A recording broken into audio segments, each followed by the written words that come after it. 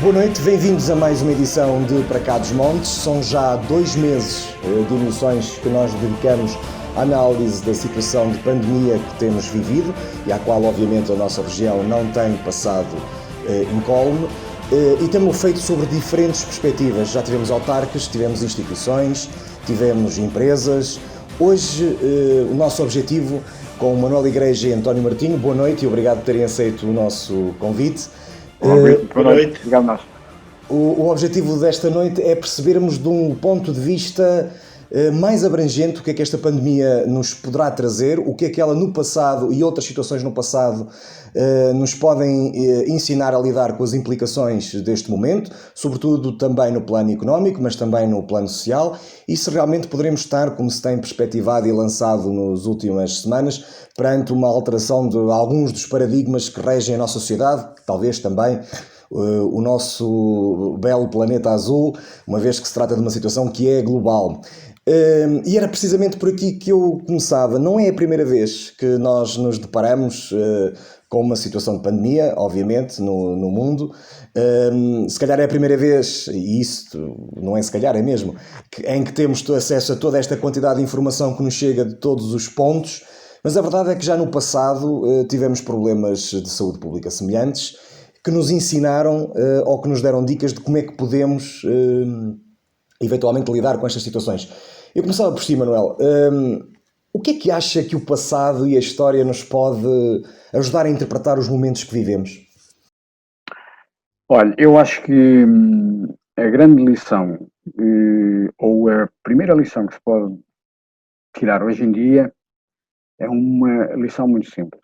É que ninguém é suficientemente rico e forte ao ponto de amanhã não acordar doente ou pobre. A história, o que nos diz-nos que isto não é uma situação nova, portanto, as pandemias fazem parte portanto, da nossa história enquanto seres humanos,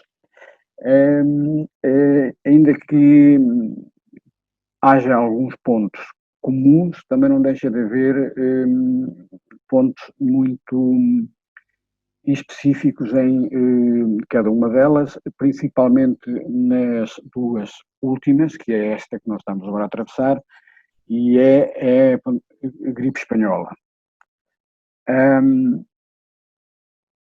Indo ao que acontecia antigamente, o mundo, quando se deparava com a peste, com uma pandemia, o futuro continuava a ser o que era. E aquilo que as duas últimas, esta e a gripe espanhola, nos diz é que, de repente, o futuro deixa de ser o que era. Quero dizer o que é com isto?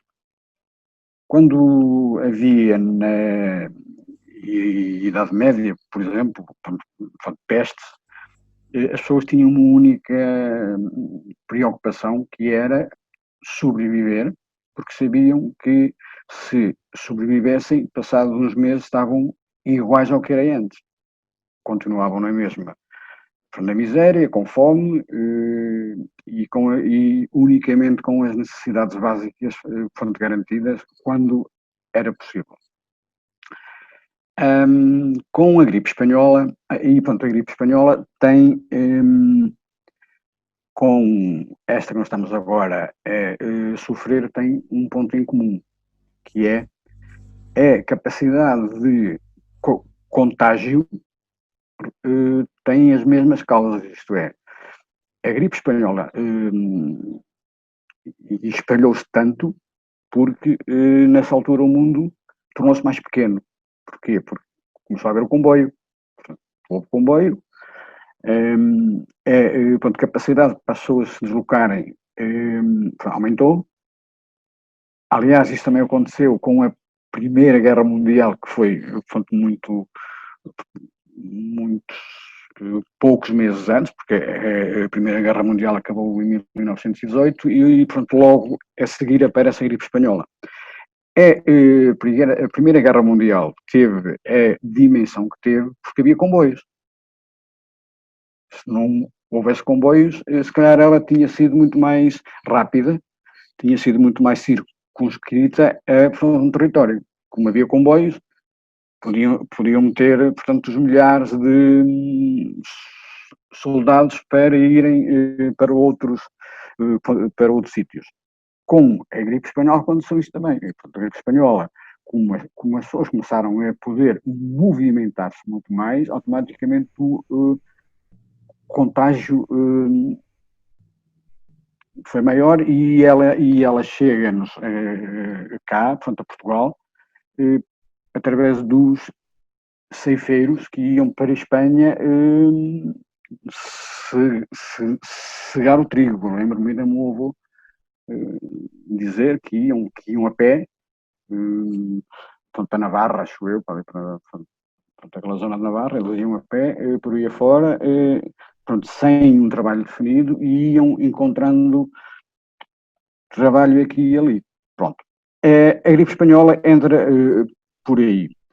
Esta gripe, aliás, esta pandemia hoje em dia, e espalha-se muito rapidamente, porque o mundo é uma aldeia global e nós estamos hoje aqui estamos agora aqui no Douro e se nós os três resolvemos que vamos almoçar a Paris, vamos, não é? Isto não suponhamos, não é? Como se costuma dizer. A grande lição que eu acho que se pode tirar disto, mas se calhar isso íamos discutir mais à frente, é a nossa infinita falta de poder, é a nossa simples condição de seres humanos mortais que de momento para o outro que pensam que são pequenos deuses, que sabem tudo, que até acham que já podem fazer chover, e de repente, perante uma coisa desconhecida que é minúscula, que nem se vê, tudo ruiu, ponto. Tudo cai e o medo e o pânico começam a tomar conta de nós. Doutor Martinho, a globalização que o Manuel Igreja falava e que esteve também na origem da gripe espanhola e que normalmente é o fator decisivo quando se trata de uma pandemia, é de facto o grande problema e é de facto o vetor que vai fazer com que que desta vez provocou a situação que provocou e que poderá provocá-la mais vezes no futuro? Repare num pormenor, continuando o pensamento do Manuel Igrejas. A gripe espanhola também surge no contacto de soldados em guerra mundial. Guerra mundial.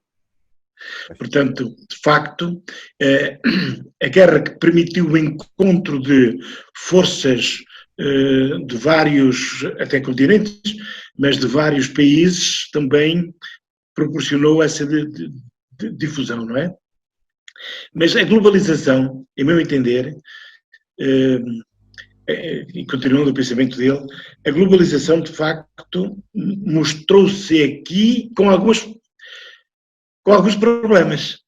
E se ela nos traz vantagens na produção de bens, na troca desses mesmos bens, também nos leva a situações em que a procura localizada não pode ser satisfeita. E deparámonos na Europa com um forte ataque, digamos, da pandemia, da doença, e em países industrializados, sem capacidade de resposta. Eu recordo-me que quando em tempos tive que acompanhar no domínio da agricultura as consequências que podia haver da entrada da China na Organização Mundial de Comércio, haver pessoas, colegas, parlamentares mais envolvidos nestas temáticas da economia e da indústria, etc., que alertavam para alguns problemas que podiam advir com o que se perspectivava. Então, se as grandes firmas colocam as suas unidades industriais num continente ou num país como a China, onde a mão de obra é muito mais barata, onde os fatores de produção se tornam mais baratos, mas quando o mercado exige a certificação da qualidade dessas marcas que vinham da Alemanha. As marcas conseguem fazer a certificação nesses países, porque colocam lá os técnicos da qualidade para a poder fazer. Bom, então, esse país sugou as indústrias. Bem, e há dias descobrimos, há 3 meses, há 2 meses, descobrimos que era preciso inventar a forma de pôr a nossa ciência a funcionar para fazer ventiladores na Europa. Porque eles demoravam um tempo infinito a chegar da China. Aliás, até houve pirataria. E este problema é um problema de globalização não resolvido e que é preciso resolver. Mas também há outro problema, o consumismo. A sociedade avançou de tal maneira para o consumismo desenfreado, a sofreguidão em possuir para consumir, acarretou muitas situações que me parecem a mim foram fatores de disseminação do problema, né, agora, de disseminação do problema e de agudização do mesmo problema. Agora, não é possível evitar que um industrial de calçado vá a uma feira de calçado que está a decorrer em Milão. Claro que depois a seguir vem um conjunto de problemas, o vírus pode vir com ele. E depois pode desencadear um processo que desencadeou. Esta pandemia também nos mostrou que os que endeusam o mercado às vezes se enganam. Bem, eu já estava convencido disso. Mas que se enganam porquê? Porque a lei da oferta e da procura não é perfeita, efetivamente. Embora o Adam Smith o dissesse, tentasse provar, não é perfeita. Mas reparamos num pormenor. Eu um dia fiquei muito agradado quando vi um cientista convidar outros cientistas, por acaso era português, convidar outros cientistas para cooperar no encontrar de uma solução determinada e receber mais de 1000 respostas. Bem, isto mostra também que esta capacidade de comunicação que nós temos hoje também proporciona uma vantagem para cooperar entre Estados, cooperar entre empresas, cooperar entre cientistas para encontrar soluções. Aliás, nós não precisamos de ir ao estrangeiro, tivemos cá em Portugal bons exemplos da capacidade de cooperação entre pessoas da ciência e entre unidades empresariais, unidades industriais, que foram capazes de se adaptar e foram capazes de virar um pouco a bússola para encontrar respostas.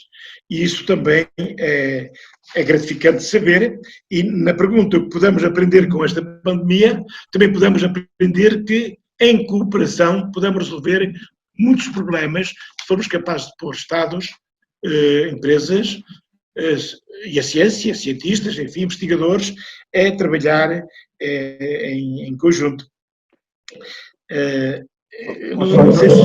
Posso só dar aqui uma nota já agora? Que, portanto, é o seguinte.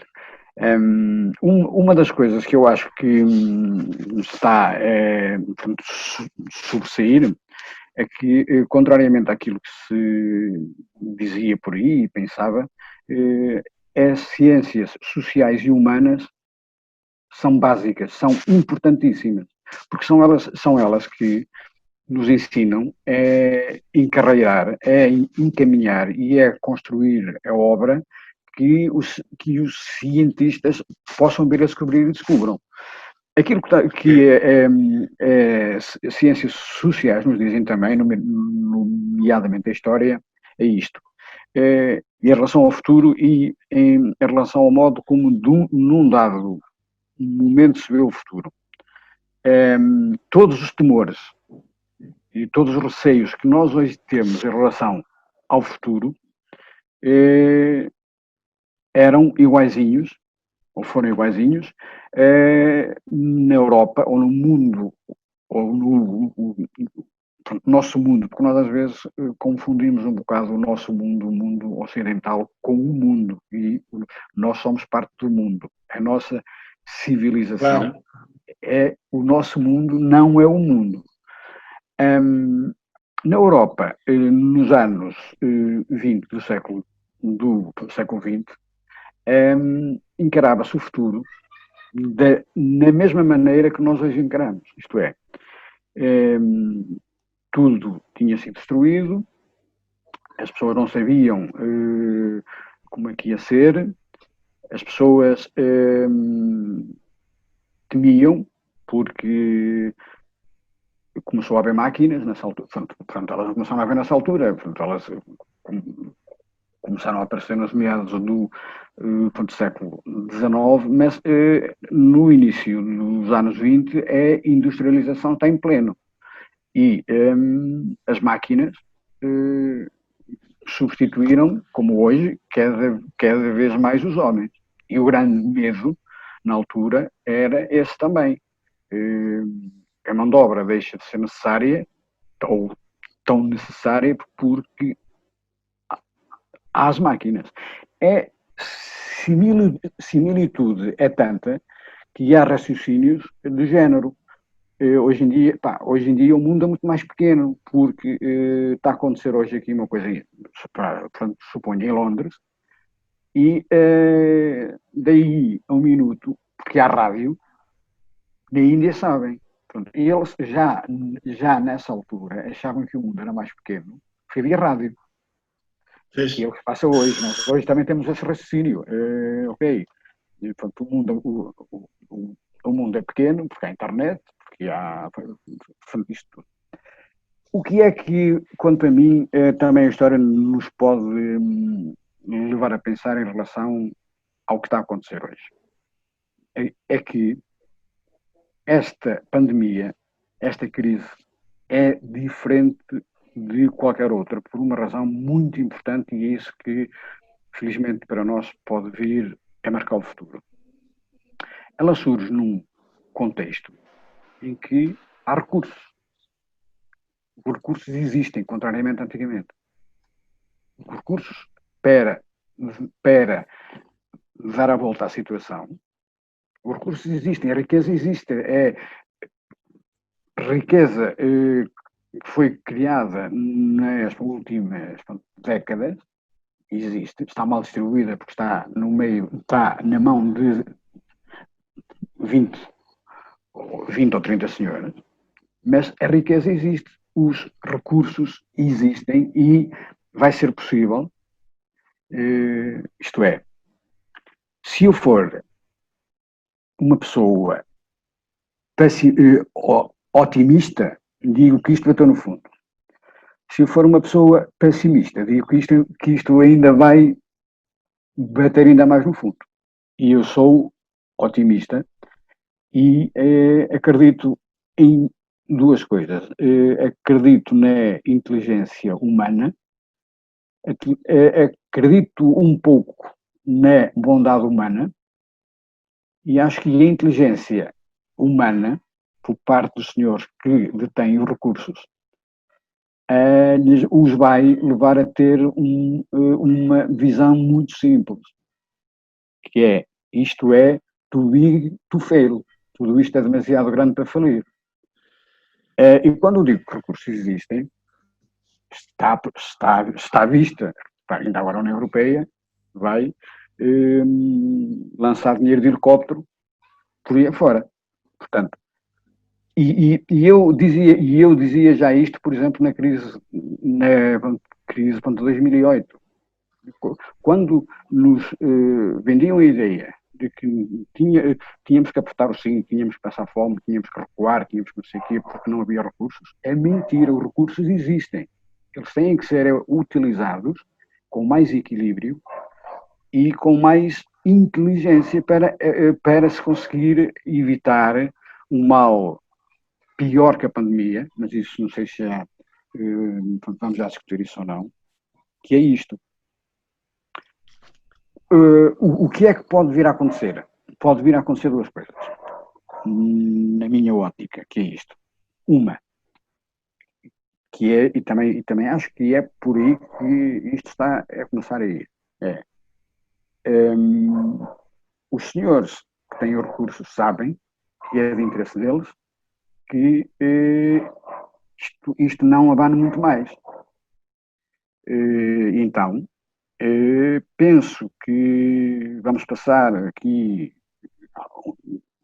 2 anos ou 3 um quadro aflito, de apertados, e vai haver fome, vai haver miséria, eventualmente, e vai haver gente, e continua, e há gente que está muito mal, mas vai ser possível injetar recursos financeiros na economia para que o quase morto ressuscite. Numa outra visão, isto não acontece.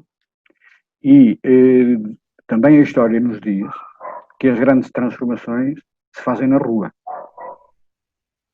E se isto não felizmente, Manuel Igreja, olha o que está a acontecer nos Estados Unidos. Viu ontem as imagens? Exatamente. Eu tive que ver porque preciso de ver, infelizmente, neste momento.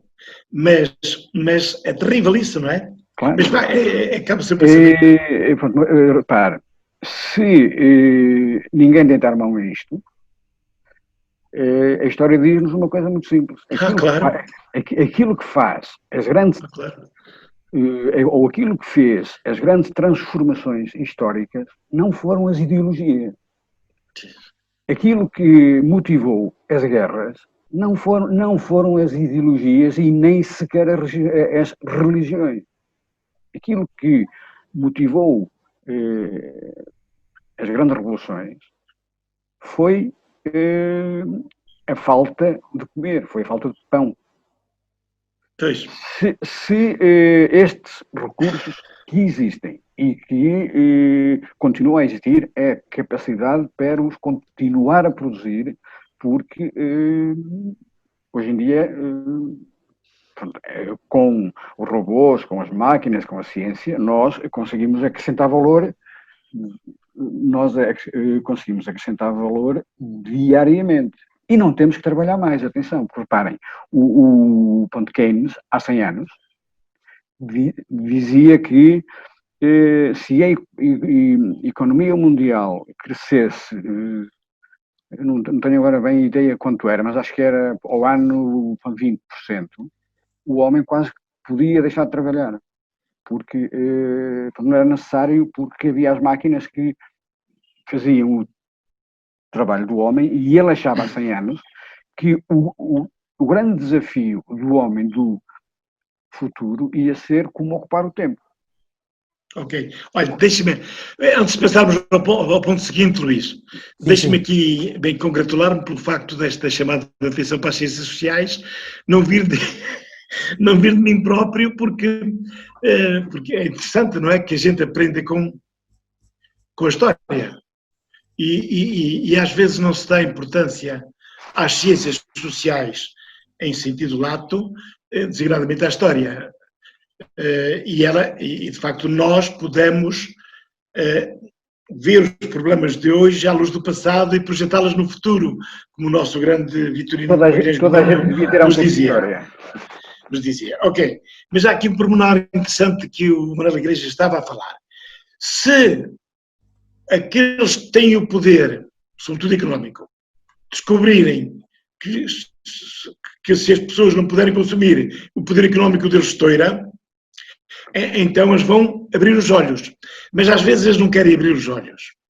E reparem, em genérico, em abstrato, a opção da Comissão Europeia, da União Europeia, está a ser boa. Ao contrário. Demorou muito tempo. Não, demorou semanas. Demorou muito tempo em 2008. Por isso estourou. Não é verdade? Mas desta vez, acho que ainda está a demorar tempo, Luís. Verdade seja dita, não é? Porque agora é preciso do Conselho. Porque a Europa foi capaz de inventar uma coisa tão complicada que é difícil resolver os problemas quando toda a gente vê como se resolvem. Não é? Bom, mas vamos lá. Em contrapartida, os Estados Unidos da América complicaram. Bom, ele atirou dinheiro de helicóptero, $1.200 por pessoa. Só que isso não funciona, porque as pessoas ficam desempregadas na mesma. Ele não foi capaz de fazer o que os governadores estavam a tentar fazer ver, e pronto, houve um governador que, quando a pandemia começou a disseminar de uma forma brutal, fechou as pessoas em casa. Claro, disse às pessoas para não sair, fechou as universidades, etc., com muitos sacrifícios para as pessoas. Mas ele estava a insistir para abrir, o Sr. Presidente. E o Brasil é outro mau exemplo também, não é?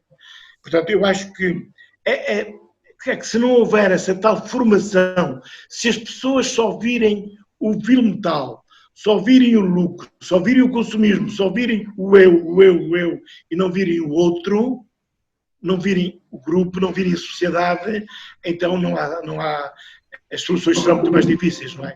E eu acho que esta pandemia também nos está a fazer descobrir que nós somos nós e as nossas circunstâncias, digamos, e o que nos envolve também. Vamos olhar mais para outro lado. O Papa deu um bom exemplo. Completamente. Quando disse, enfim, usando a linguagem bíblica, Senhor, acorda que há tempestade. E nós vamos todos no mesmo barco. Vamos, efetivamente, todos num barco de problemas. Mas há alguns que se consideram que andam num paquete e os outros vão num barco à vela, não é? E se nós conseguirmos, os que vão no paquete, conseguirem olhar para os que vão no barco à vela e se for possível até apoiá-los, então os problemas serão resolvidos de outra forma. Bem, mas já gastamos o nosso tempo todo, Luís. Neste tema, mas estava a ser muito interessante. Mas deixem-me que faça aqui uma pergunta que acho que vem a reboque também das vossas reflexões.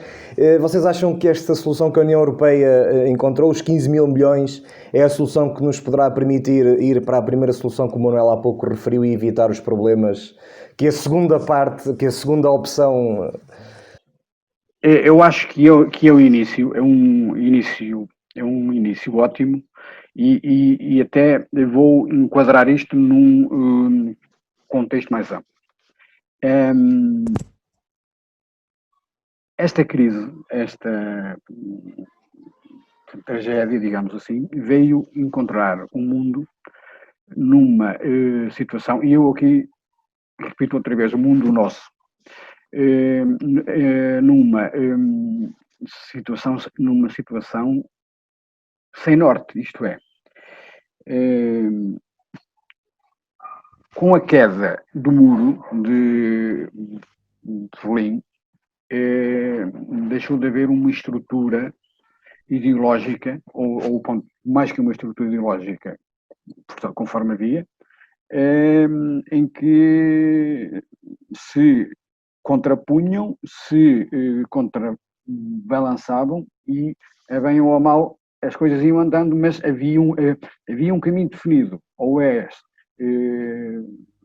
do Front Comunista, do lado leste, ou és do ocidental, do mundo capitalista. O mundo ocidental não foi capaz de dar resposta e de criar uma nova estrutura, um novo conceito, e permitiu que o neoliberalismo tomasse as rédeas. Aquilo que esta crise nos veio mostrar é que o neoliberalismo à solta é mau. Tem que haver regras. Pode existir com regras. Aquilo que pode vir a resultar, e eu acho que se calhar vai resultar um mundo melhor, porque destas coisas resulta sempre um mundo melhor. Agora, aqui a grande questão é que esse mundo melhor demora 5 anos ou 10 a construir. Mas estamos no caminho certo? Estamos. Como otimista que sou, num rico dia de sol, eu só posso dizer que estamos. Doutor Martínez, estamos no caminho certo? Eu acho que, a nível europeu, estamos a dar passos no caminho certo. Mas deixe-me só, já agora, para concluir só aqui uma coisa que é esta. Aquilo que a Europa, mais, estamos no caminho certo, e eu não me custa a crer que disto tudo pode resultar uma grande oportunidade para Portugal. Porquê? Aquilo que toda a gente já viu também é que o paradigma instalado a seguir à queda do muro, que é a tal globalização, que foi muito boa porque tirou milhões de pessoas da fome, para nós ocidentais não foi tão boa como isso. Porquê? Porque quando a Europa desloca a capacidade produtiva para a China, convencida de que ia sempre ter as rédeas na mão, porque ia ser sempre detentora do conhecimento, a Europa ficou refém perante a China. E acha que vai voltar tudo para cá? Eu acho que que é a estratégia não, pronto, reparem numa coisa, não volta tudo porque não vai encerrar lá. Claro. Mas aquilo que está a concluir é que que o nosso tecido produtivo tem que rejuvenescer e tem que criar capacidade de riqueza e de emprego e de alguma maneira pode resultar nisto um novo, isto é, pode vir a ser o fim da Rota da Seda que a China tanto queria ou quer implementar. E pois é que a Rota da Seda, a Rota da Seda de lá para cá. Claro, sim, claro. Porque reparem numa coisa, porque nós estávamos a ir por um caminho muito mau, vou dizer qual é. Pois. Os impérios ou as civilizações duram 3.000 anos, 3.500 anos. Império Egípcio, Sírio, etc. A civilização ocidental dura há 2.000 anos, conforme a gente a conhece. Quer dizer que está quase a acabar. Se tomar cuidado. 2.000 ou 2.500. Pronto. E aquilo que estava a ser desenhado no mundo neste momento era uma coisa muito má, que era isto. A China estava ou está sobrepor-se a tudo e a todos, tentando criar uma nova ordem mundial com a Rússia e com o Irão. A China já anda há não sei quantos anos a acumular reservas de ouro para lançar uma moeda global que é o Yemen Gold. E só ainda não fez. Porque como detinha muita dívida americana em dólares, se o dólar caísse, a China perdia ativos. Este desequilíbrio e esta nova ordem mundial que estava a surgir, eu quero crer que nós daqui a 30 ou 40 anos, se calhar, podemos estar a dizer algo deste género. Ainda bem que houve o coronavírus em 2020. António Martinho, vamos... É interessante, e continuando, é interessante, eu há 2 anos estive em Macau e estive numa reunião com a Câmara de Comércio de Macau e Portugal.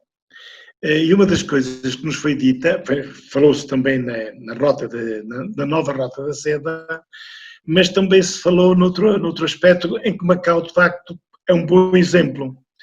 Isto é, falou-se na importância que podia ter a Rota da Seda para que, no caso, Portugal e os países de língua portuguesa descobrissem novos mercados.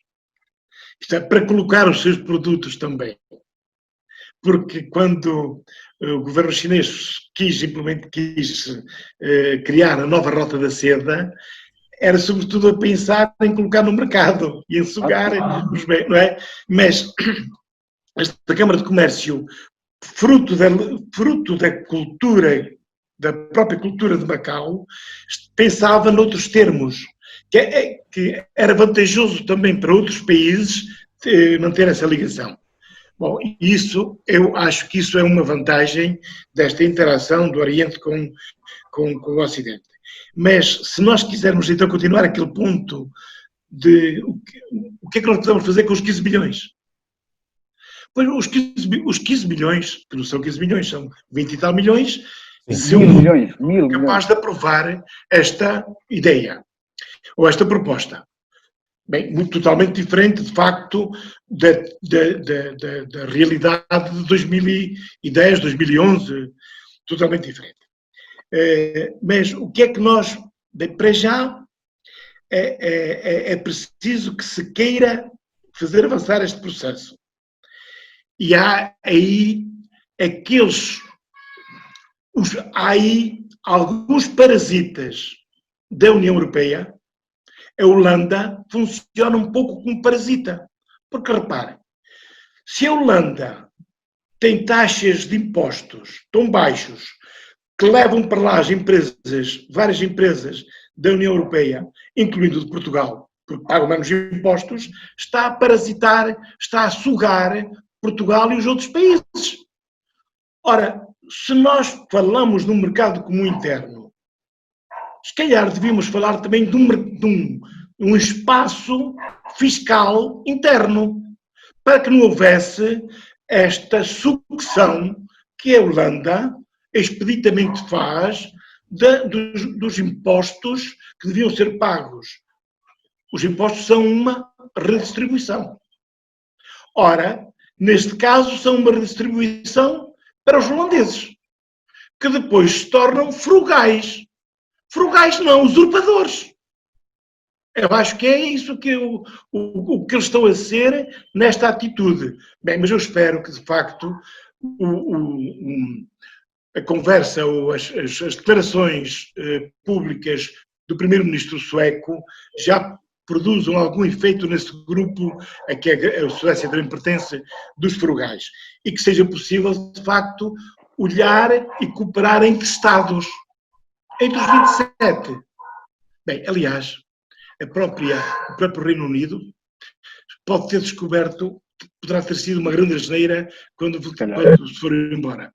Ou quando quiseram ir embora, que eles ainda não foram, eles estão de pleno direito na União Europeia ainda, também com deveres e com direitos, mas pronto. Ora, se nós quisermos, é possível entendermos, mas olha, eu vejo com alguma preocupação a atitude dos partidos políticos portugueses neste momento, pelo facto de o primeiro-ministro, dizem, ter convidado uma pessoa para começar a preparar com ele e com o governo e com os partidos da oposição e os parceiros uma solução para o futuro, e eles estarem-se a negar a conversar com esse senhor só porque ele ainda não é membro do governo. Nem sei se virá a ser, não importa. O que importa é que é preciso criar espaços de cooperação, de partilha, de debate, para se poder encontrar soluções. Mas eu acho que este é um aspecto fundamental. Mas se nós quisermos avançar um pouco mais, eu vejo com agrado que a nossa região, podemos falar já neste ponto aqui? Sim. Mas eu queria antes disso deixemos a política internacional. Vamos às propostas nacionais. Queria deixar aqui uma pequena reflexão ainda acerca daquilo que a gente está a viver e daquilo que pode vir a acontecer. Manuel, muito rápido, pode ser? Rapidamente. Esta pandemia roubou-nos aquilo que nunca podia ser roubado, e é a possibilidade de abraçarmos, é a possibilidade de beijarmos, e a possibilidade, e isso psicologicamente vai ter efeitos muito maus, que roubou-nos a possibilidade de fazer o luto quando os nossos entes queridos morrem, e isso pode vir a ter efeitos muito maus. Aliás, para mim é o grande... na cultura europeia, está a ver? Claro. E nós somos europeus. Exatamente. Também uma reflexão muito rápida sobre outra coisa, que é o teletrabalho, que é uma coisa ótima, e eu, pessoalmente, tenho alguma experiência nisso, porque já faço muito há muito tempo. Mas, atenção, contrariamente àquilo que se pode pensar de imediato, o teletrabalho pode nos roubar muita coisa. Isto é, pode acontecer aquilo que já acontece hoje em dia com o telemóvel que a empresa nos dá. A empresa dá-nos um telemóvel e, se possível for o nosso chefe, acha que nos pode ligar às 8 da noite ou às 11 da noite. Com o teletrabalho, e reparem, e eu, felizmente, estou num contexto profissional onde isso acontece e eu não me importo nada de, se for preciso, estar a fazer uma coisa qualquer que é necessária às 9, às 10 ou 11 da noite. Mas também tenho outra contrapartida que é, se às 11 da manhã precisar de fazer um assunto qualquer dia para um assunto qualquer meu, também vou. Mas isto é perigoso nesse aspecto, porque se não for bem regulamentado e se não houver cultura humana suficiente para quem está do lado de lá e quem manda, quem está em teletrabalho, contrariamente àquilo que se pode pensar de imediato, pode vir a ter menos tempo disponível para a família, mesmo estando em casa a trabalhar. E isto é preciso algum cuidado. E o teletrabalho depois tem outro inconveniente, porque nos vai minar a nossa noção de identidade, a nossa noção de pertença a um grupo. Nós estamos isolados, porque o novo mundo vai, contrariamente àquilo que também pode estar a aparecer, vai ser um mundo muito mais isolado. Repare, a humanidade nunca comunicou tão pouco como há 20 anos para cá. Porque comunicar, quando eu digo comunicar, é perder tempo a falar, perder tempo a refletir, perder tempo a estar a estudar as coisas com os amigos. Pronto. E aquilo que pode vir a resultar é um mundo de ilhas, cada um de nós é uma ilha, porque para comprar um sapato, nem sequer vou à rua, vou à net e tal, e compro sapatos na net. E quando eu deixo de estar na minha rua, quando eu deixo de estar isto é, há muita gente que, pela primeira vez, se apercebeu quem era o senhor que morava em frente a ele ou quem era o senhor que mora por cima, porque não o conhecia, ok? Mas há muita gente também que ganhou isso, mas deixou de saber quem é o Manel que está no café. Portanto, isto, acho que só isto dava. Já dava, Dom Manuel. Mas vamos ter que avançar, se não se importar, vamos ter que avançar. Vamos olhar um bocadinho agora para a nossa ilha, que nós não queremos que seja, infelizmente tem sido porque não recebemos os visitantes que costumamos receber nos últimos anos. Vamos falar um pouco da nossa região e era essa a pergunta e o desafio que vos colocava. E colocava já, uma vez que também já estamos avançados no nosso tempo, colocava isto tentando juntar. A nossa região reagiu a esta situação de pandemia de uma forma globalmente positiva. Penso que sejamos unânimes. Somos unânimes nessa percepção. O que é que eu vos perguntava? Ainda assim, nós vamos ter impactos no setor do vinho, no setor do turismo. A região esteve ou não esteve bem e como é que nós poderemos resolver os meses e as semanas que se avizinham? Começava talvez pelo António Martinho nesta questão. Olha, sobre estes dois aspectos eu gostava de trazer a reflexão aqui duas ou três coisas. Eu acho que nós temos que, de uma vez por todas também, convencer-nos que ou articulamos projetos e medidas ou também não vamos muito longe. Isto é, somos capazes de trabalhar em cooperação ou então as coisas não vão lá. É o velho ditado de a união faz a força.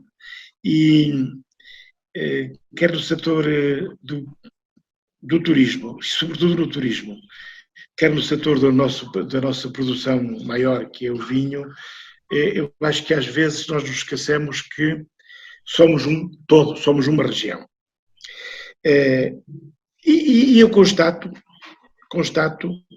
que o turismo parou, né? Eu que dou dados para o INE, em abril, ao preencher os dados de abril, preenchi a primeira página, que é a identificação da unidade.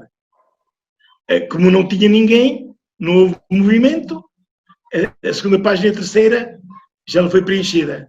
Isto é terrível, porque houve pequenas unidades assim, mas houve empresas de animação turística que davam trabalho a muita gente e já começava a haver trabalho em abril. E houve hotéis, unidades de alojamento maiores, que houve empresas de animação turística e eventos que também não puderam desenvolver a sua atividade. Houve um conjunto de circunstâncias e, como são pequenas empresas na nossa região, o governo até se esqueceu de algumas realidades. E isso foi terrível. Ontem, gracejando com uma pessoa também que tem uma pequena empresa, eu estava a dizer, bom, mas o país ainda se mantém em atividade porque nós nos mantemos em atividade. Bem, mas é que quando se esquecem de apoiar as pequenas empresas que mantêm o país em atividade, às vezes há descalabro e isso é terrível, porque é aqui uma família mais meia. E além, a meia restante mais uma. E isto em contínuo traz muitos problemas. Bom, mas reparem, se nós fizermos um contacto, há um conjunto de unidades de turismo que se candidataram a selo alojamento saudável e seguro, ou clean and safe. E nós já vemos, felizmente, muitas unidades, muitas empresas com essa certificação. E isso é bom, é sinal de que nós estamos para agir. Não estamos à espera que nos venham resolver o problema. Estamos a agir. Isso é ótimo, este esforço. Mas, reparem, nós não fizemos movimento, mas pagamos a água com as taxas do saneamento e dos resíduos na mesma. Como é uma média, eu paguei a água do mês de agosto do ano passado. Isto é uma injustiça. E os municípios não abrem os olhos a isto. Foram 25, 30 euros, 40 euros, mas se calhar fazia jeito para manter a casa noutras condições. Bem, a própria EDP levou-me a mesma luz e eu não gastei luz nenhuma. Ou gastei mínimo. Porquê? Porque é a média. Bem, vamos ver quando é que acertam. A Mel cobrou-me também a mesma fidelização. Porque eu tenho que ter internet, tenho que ter televisão com alguns canais, porque tem crianças... Posso só dar um esclarecimento muito rápido, Dr. Martins? Não, mas agora, dar um esclarecimento. Já não me pode abraçar a minha sardinha já agora. Da EDP? Sim. Não me diga que a EDP vai considerar isso. Repare, qualquer consumo que tenha pago e que não tenha consumido, obviamente que quando entrar uma leitura real, aquilo que pagou é-lhe restituído, portanto...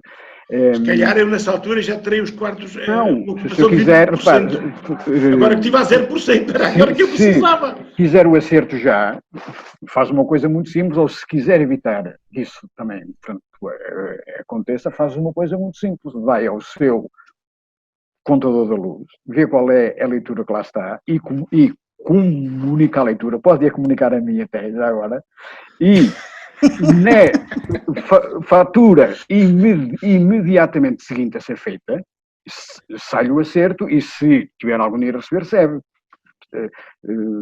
Portanto, Mas no que se referia mas isto foi ótimo. Foi ótimo. Sim. Temos aqui um técnico que nós sabemos que é um bom profissional, sim, que até diz assim, e se for preciso, falem comigo. Ótimo. Porque, mas isto é na generosidade que nós reconhecemos ao Manuel Igrejas, mas o problema também existe, o problema que eu levantei também existe. Claro que não é com isso que nós resolvemos o nosso problema. Nós precisávamos ter tido, mas era a ocupação, não é? Mas a pandemia não permitiu. Em abril, porque foi a Páscoa, foi, enfim, uma série de coisas. Mas repare, mas os municípios também não nos isentaram da taxa da água.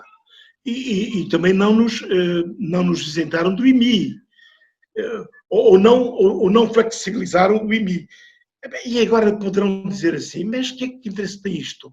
Para uma pequena unidade, que é um investimento, numa aldeia, que dá vida à aldeia, isto é importante que essa pequena unidade se possa manter. Mas as empresas de animação turística que também têm a sua sede, também precisam de ter estas oportunidades, estes apoios. Eu na região, gostaria que esta oportunidade que a União Europeia nos vai permitir proporcionasse investimentos em melhoria da qualificação das pessoas. Porque nós vimos a UTAD e o IPB a dar cartas neste processo. E outras, pronto, mas falamos da nossa região. E nós precisamos de melhorar a qualificação. Precisamos de melhorar os processos de produção e torná-los mais eficientes. Desde o que está a fazer a viticultura, já com apoio até da Fundação, de uma fundação alemã, também olhar para outros setores. Manuel Igreja mostra-nos aqui uma coisa que é própria do seu conselho, uma riqueza que é da região, que é a maçã. Há tempos tive uma pessoa que me disse assim: façam para a maçã, para a fruticultura maçã, aquilo que já se fez para a viticultura. Criem até um advide, disseram assim. Meu Deus, mas não nos ouvem. Não nos ouvem. A gente bem diz, mas não nos ouvem. Ok. Processos de produção mais eficiente. Criemos na região. Oh, Luís, diga. Estava a dizer que a Cimo de Ouro tem um pacote de medidas onde, por acaso, a questão da maçã de Armamar vai ter algum destaque. Pode. A sua sugestão poderá... Que é ótimo, a melhor maçã do mundo, não se esqueçam. Claro. Claro. Mas ótimo. Se pode fazer. E não é para que o Luís sorria, mas nós precisamos de melhorar a nossa mobilidade interna. Porque para o exterior, claro, olha, eu não peço o aeroporto de Sá Carneiro para trás dos montes, mas peço melhorar a nossa mobilidade. E podemos começar pela mobilidade da pandemia de 1918, como dizia o Manuel Igreja. E podemos ir a outras mobilidades. A mobilidade diária, ela está aí, e as pessoas já o dizem. Mas que diabo? Também escusavam de nos aplicar portagens tão caras. Bem, eu espero que a senhora Ministra da Coesão consiga levar a dela avante. Já é um passo. E que seja já no mês de junho ou julho, acho que é julho. Ok, mas isto é fundamental para nós. Porque dentro daqueles 4 eixos que foram apresentados como alterações climáticas, portanto, aqui é a sustentabilidade, não é? O ambiente, a dinâmica demográfica, a transição digital e o esbater as desigualdades, nós temos muito que seja aplicado à nossa região. Nós temos que conseguir convencer os lisboetas que isto é importante para eles. Ora, deixem-me dizer-vos uma coisa. Não consigo deixar de vos trazer aqui um exemplo. Um minuto. Há dias houve uma atitude conjugada relativamente ao aeroporto Pedro Rubras, em que estiveram vários presidentes de Câmara de várias zonas do Norte e o Sr. Presidente da Câmara do Porto também. Ok. Conseguimos fazer-nos ouvir. Mas vi há dias um programa que é pago, por acaso é pago com os nossos impostos, e estão lá 2 pessoas que eu não gosto muito de ouvir, mas tenho que as ouvir para ouvir as outras 2. E então ouvi um senhor a dizer isto: o problema da TAP não pode ser visto à luz do aeroporto de Sá Carneiro. Pronto, cá está. Este senhor tem tempo de antena para vir dizer baboseiras. E os meus conterrâneos lá em cima tiveram que fazer um esforço medonho, tiveram que ir à Avenida dos Aliados, fazer o pino para se fazerem ouvir. E eu estou a ouvi-lo sem querer. Zumba, zap, deixei de o ouvir. Porque ele estava a menosprezar uma realidade, porque os nossos porta-vozes até disseram assim: o problema da TAP é Bartalgado, Sá Carneiro, Faro, Funchal, Ponta Delgada e Terceira. Isto é uma visão de país. E ele estava a ver uma visão do quintal, que por acaso agora até está a ter muitos problemas com o coronavírus 19. Manuel, a região e o que é que podemos fazer com estes fundos que poderão chegar a Portugal? Com E pedir-lhe síntese, por favor. Sim, muito rapidamente. com o devido respeito por as pessoas que estão a ser afetadas, eu acho que nós temos que ser capazes de criar pequenos ganhos das grandes perdas. Isto é, há sempre em tudo há uma oportunidade e para a região pode surgir aqui uma oportunidade que é na alteração dos hábitos das pessoas que fazem turismo de fora da terra, isto é, o interior, e pronto, não é só o Douro, pode ter aqui uma oportunidade, isto é, não é de espantar que este ano o turismo de interior tenha alguma procura. E se isso acontecer, esse turismo de interior vai ter que ser capaz de uma coisa muito simples, isto é, vai ter que ser capaz de fazer sentir ao hóspede que esteve em casa uma noite, vai ter que lhe fazer semear a vontade de tornar cá e de dizer aos amigos que Muito bem, cá.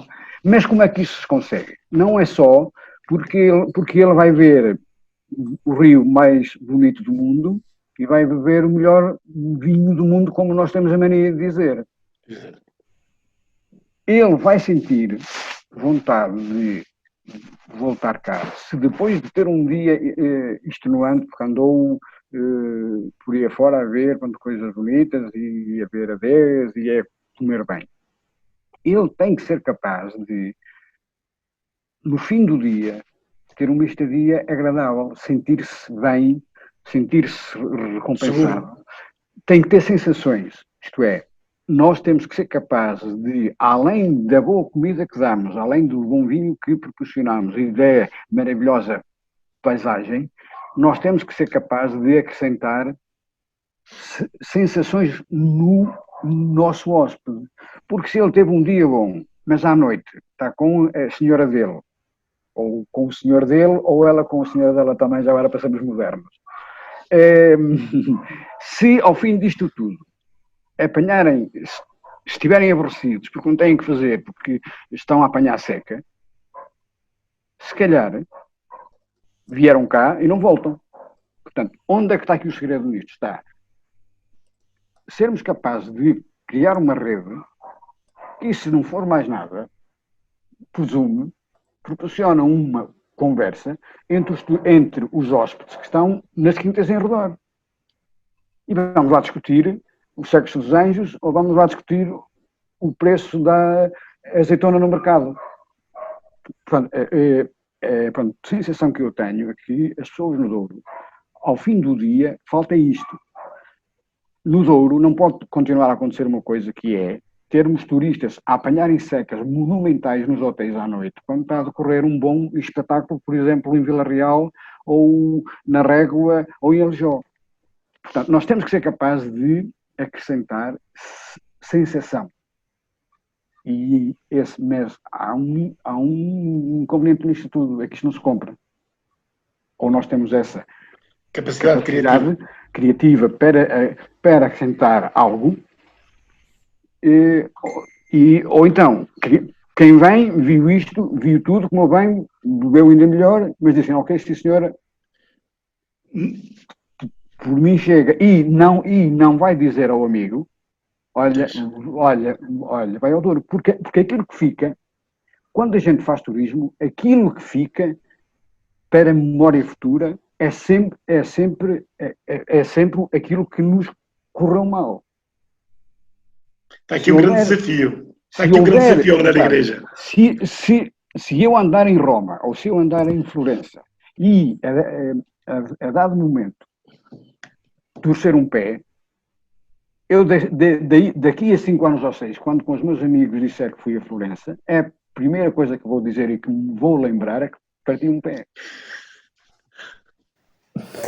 Olha, Manuel, posso acrescentar um pouco a isso? Isso está a acontecer um bocado este fim de semana. Nós estamos a gravar o Para Cá dos Montes eu pelo menos, a partir do Pinhão.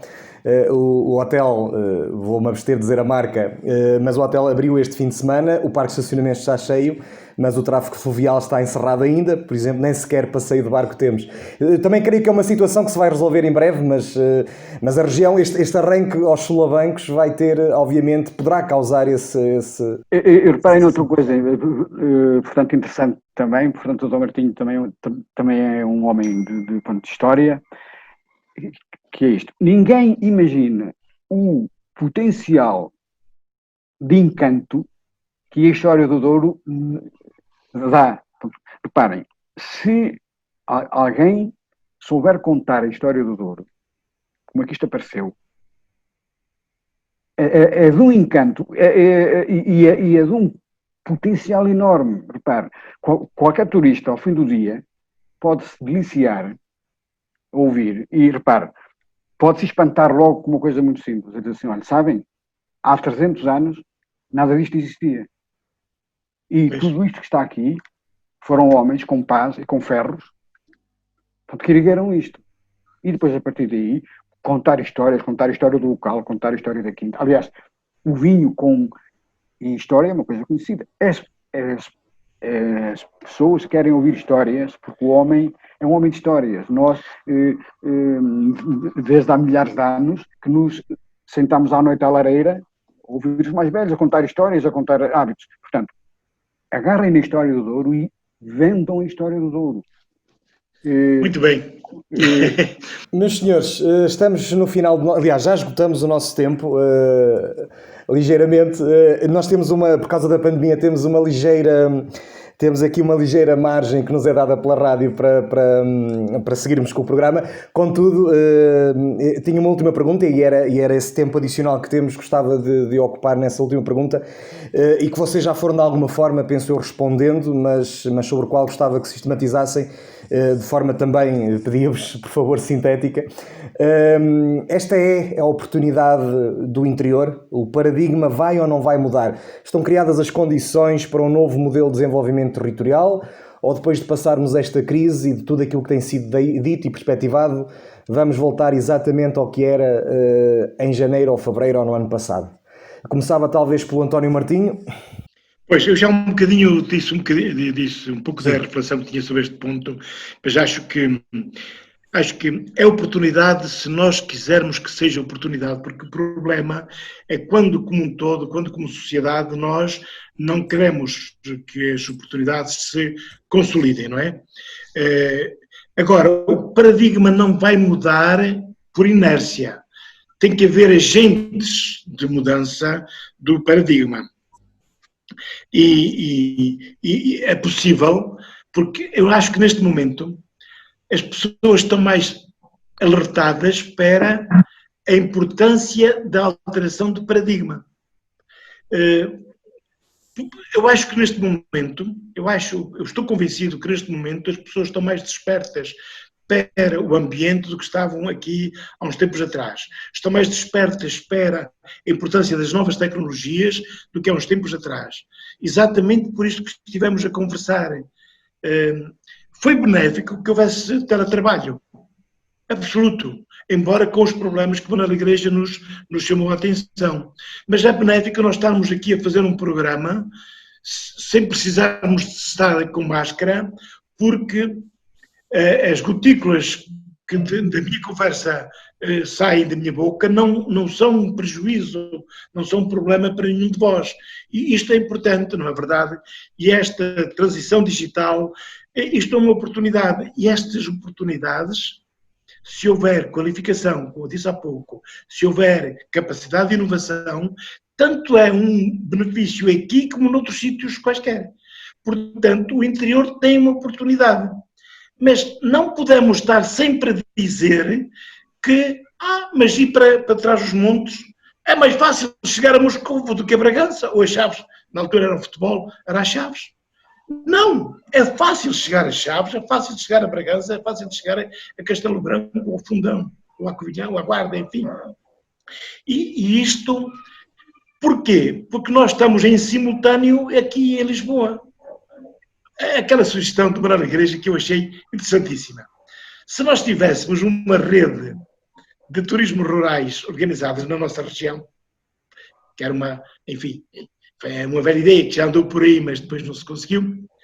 Nós podíamos pôr os hóspedes a falar sobre as suas experiências daquele dia. Se as pessoas não estiverem suficientemente cansadas porque não fizeram um percurso de 13 km a pé, por exemplo, podiam fazer à volta do Rio Tua, por exemplo, ou do Rio Douro, tanto faz. Há percursos sinalizados em vários sítios. Ora, esta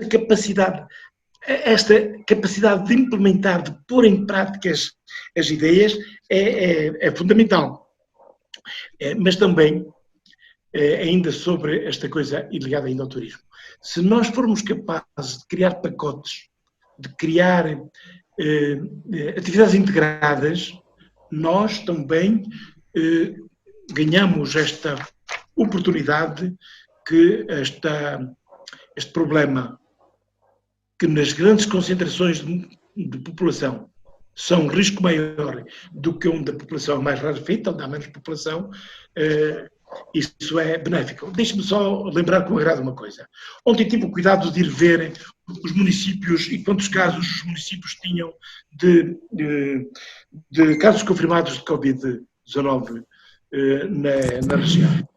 E vi com muito agrado que há vários concelhos, nos 35 ou 36 concelhos daquilo que chamamos Transmontejal de Touro, em tempos. Há uns 12 ou 13 concelhos com zero. Na estatística, pronto, com zero pode significar menos 3, mas não importa, é de facto irrelevante. Uma pessoa foi a um determinado sítio e trouxe o vírus e pronto, aconteceu um caso, mas conseguiu neutralizar-se. Mas há muitos concelhos com muito poucos, portanto, nós podemos ver isso como uma boa oportunidade. E depois, deixar que digam aos nossos ouvintes, a generalidade dos nossos autarcas, neste domínio, porque o fogo estava a arder ali ao lado, lá está, a proximidade, mostraram-se excepcionais. Bons, podemos dizer, excepcionais. E houve gestores de instituições de solidariedade que tiveram visão, pediram aos colaboradores para fazer quarentena de trabalho e quarentena de descanso. Isso evitou que alguns lares tivessem os problemas que outros tiveram. Isso foi fundamental. Portanto, nós, de facto, temos competências, temos capacidades, vamos pô-las ao serviço da região, porque nós conseguimos que as oportunidades se concretizem. Manuel. Mais uma vez, podem resultar oportunidades. Isto é, o simples facto de o local de trabalho não ter que ser necessariamente na grande cidade, pode provocar um fenómeno muito interessante que é este. O interior, e quando eu digo interior, estamos a falar no nosso interior, que está a uma hora do Porto, está a uma hora do mar,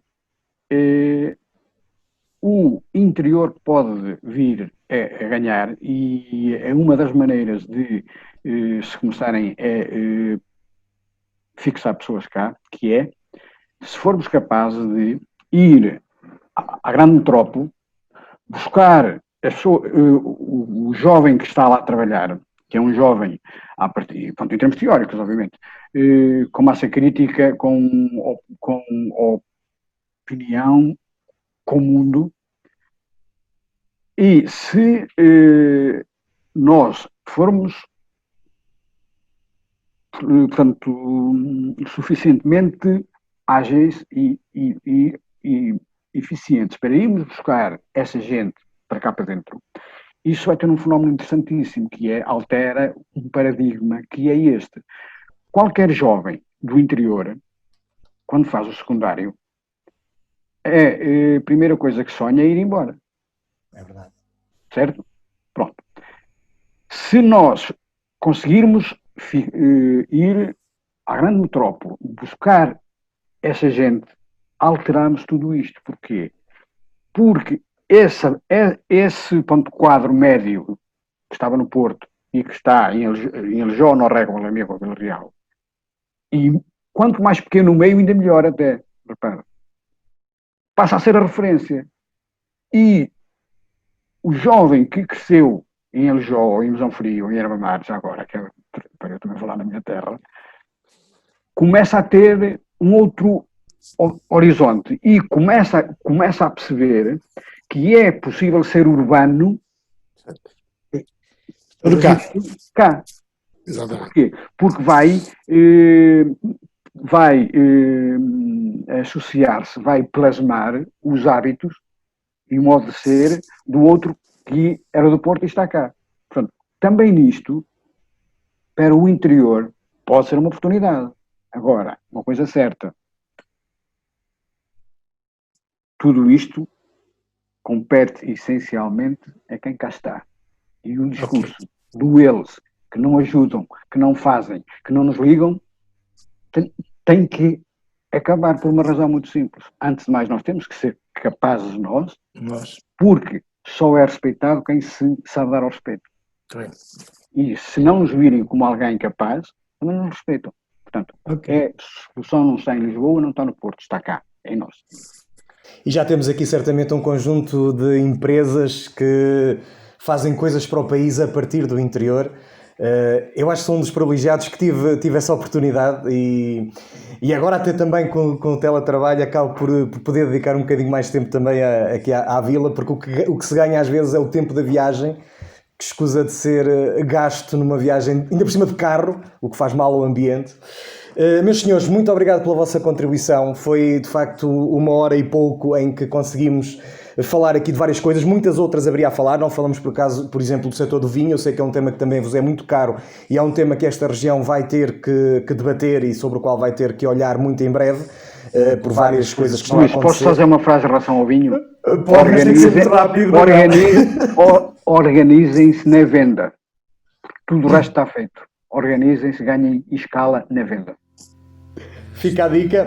Meus senhores, muito obrigado então pelo vosso tempo. O Para Cá dos Montes é uma coprodução da Associação Val de Ouro e da Rádio Universidade FM. Se por acaso perdeu a emissão, o vídeo está disponível nas redes sociais e o áudio nos principais serviços de podcast. Este é um programa que conta com a edição de Daniel Pinto, a apresentação de Luís Almeida e Ana Gouveia, que por estas semanas, devido aos seus compromissos profissionais, não acompanha o nosso programa, mas para a qual desde já mando e renovo um enorme beijinho e espero contar com ela muito em breve novamente aqui no programa. Nós voltamos para a semana. Muito obrigado, boa noite.